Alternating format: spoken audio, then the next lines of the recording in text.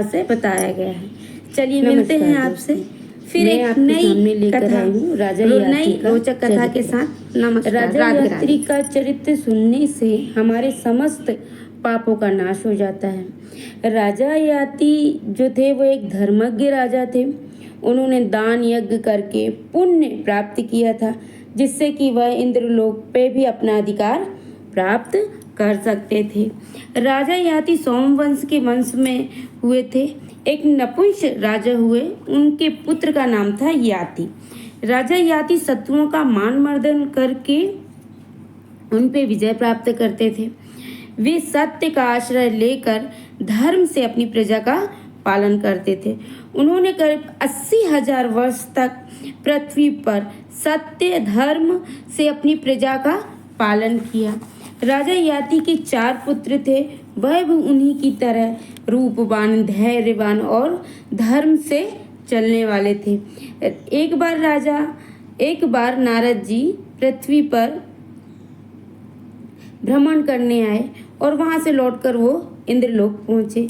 तब राजा इंद्र ने उनसे पूछा कि पृथ्वी पर ऐसा कौन सा राजा है जो धर्म से है। तब नारद जी ने उन्हें राजा याति के बारे में बताया। यह सुनकर इंद्र की तो बड़ी चिंता बढ़ गई।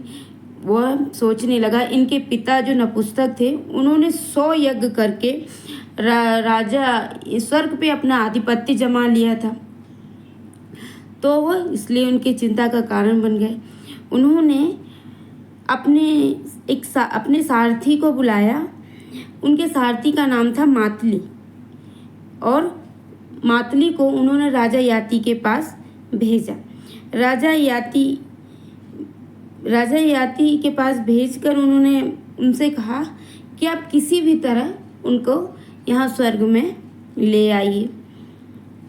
उनके सारथी ने उनकी बात मानी और तब उन्होंने राजा के पास आकर उनसे कहा कि मैं इंद्रलोक से आया हूँ, मेरा नाम मातली है, मुझे राजा इंद्र ने आपके पास भेजा है। वो आपका स्वर्ग में इंतजार कर रहे हैं। तब राजा याति ने उनसे कहा कि मैंने ऐसा कौन सा कार्य किया है जिससे इंद्रलोक में मेरा इंतजार हो रहा है। तब मातली बोले कि आपको 1,00,000 साल से धर्म कर रहे हैं, तब इसके फलस्वरूप आप इंद्रलोक में चलिए, वहाँ के सुख भोगिए और राजा इंद्र के साथ उनके सखा बनकर रहिए और इस पंचभूत शरीर को यहीं छोड़ दीजिए। तब राजा याति बोले कि मनुष्य इस पंचभूत को कैसे छोड़ सकता है, तब कि वह इसी शरीर से पुण्य, सत्य, धर्म आदि का संचय करता है। इस तरह इंद्र के सारथी मातली ने उन्हें अनेक प्रकार से ज्ञानोपदेश दिया। ज्ञानोपदेश देने के बाद उन्होंने उन्हें चरने का बहुत आग्रह किया, पर राजा याति ने उनसे कहा कि मैं पृथ्वी को ही स्वर्ग बना दूंगा। और फिर उन्होंने मातली को जाने के लिए कहा। तब मातली वहाँ से चले गए और तब फिर राजा याति ने मनुष्यों को भगवान विष्णु की उपासना का उपदेश दिया और उनसे भगवान विष्णु की उपासना कराई और वैष्णव धर्म का प्रचार किया। संपूर्ण पृथ्वी पर इनका उपचार हो गया और समस्त पृथ्वी से पाप बिल्कुल पूर्णतः समाप्त हो गया। पर यहाँ पर राजा इंद्र बहुत चिंतित हुए और राजा इंद्र ने फिर भी हार नहीं मानी और अंत में उन्होंने एक अप्सरा को उनके पास भेज दिया। राजा याति भी उस अप्सरा को देखकर प्रभावित हुए और उनसे विवाह करने की इच्छा की।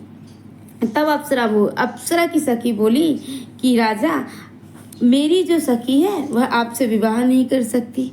कारण यह है कि आप वृद्ध हो चुके हैं। अच्छा, वृद्ध क्यों हो चुके थे?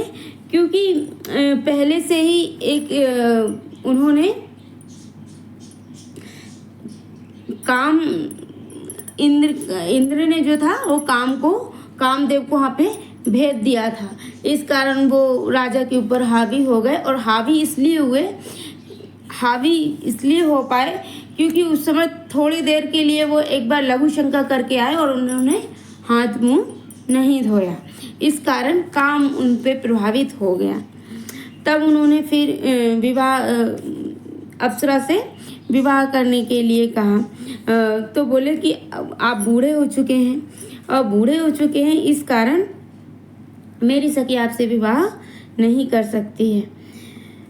पर मैं आपको एक मार्ग बताती हूँ जिससे आप अपनी वृद्ध अवस्था अपने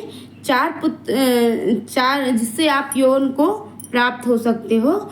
उन्होंने उसे सुझाव दिया अप्सरा ने कि आपकी 4 पुत्र हैं, अगर आप अपनी वृद्ध अवस्था उनको दे दें और उनकी युवा अवस्था प्राप्त कर लें, इससे आपको यौवन अवस्था प्राप्त हो जाएगी और आप विवाह कर सकते हैं। तब राजा याति अपने 4 पुत्रों के पास गए, अपने पुत्रों के पास गए। तब उनके 3 पुत्रों ने उनकी वृद्ध अवस्था लेने से इनकार कर दिया। तब उनके छोटे पुत्र ने बोला, पिताजी आप मेरी युवा अवस्था लीजिए और सुख भोग कीजिए, अपनी वृद्धा अवस्था मुझे दे दीजिए। तब राजा याति के पुत्र को अपनी वृद्धावस्था देकर उनसे अपने पुत्र से युवावस्था लेकर राजा याति बिल्कुल 16 वर्ष के यौवन कुमार हो गए। तब जो अप्सरा थी बिंदु, वह उनके पास आकर उनकी सखी से कहे कि अब मैं हो गया हूँ, अब मैं पूर्णतः युवा हो गया हूँ, अब मेरा विवाह हो सकता है। तब बिंदु अप्सरा ने उनके साथ विवाह किया और कामातुर होकर 20,000 वर्ष उसके साथ व्यतीत किए। तब एक दिन अवसर पाकर बिंदु ने राजा याति से बोली कि मुझे स्वर्ग में जाने की इच्छा है, क्योंकि राजा याति ने तो उन्हें पहले ही वचन दे दिया था कि आप जो चाहेंगी वही होगा। तब राजा याति कहने लगे कि कोई भी मनुष्य वहाँ पर जीवित अवस्था में नहीं जा सकता। तब बिंदु अप्सरा बोली, राजा मैं जानती हूँ आप विष्णु के बहुत बड़े भक्त हैं। आपने पृथ्वी पर मनुष्य को जरा अवस्था और मृत्यु से विहीन कर दिया है। आपके कारण रोग, दुख और पाप मनुष्य को छू भी नहीं सकता है। तब राजा याति कहने लगे, हे प्रिय, तुम मेरे स्वर्ग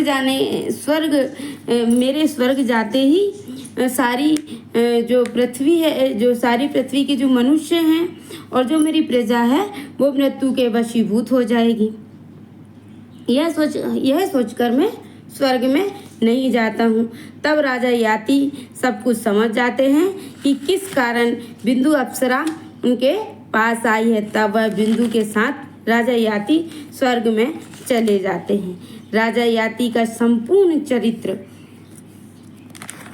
अगर आप सुनना चाहते हैं या पढ़ना चाहते हैं तो पद्म पुराण में इनके बारे में विस्तार से बताया गया है।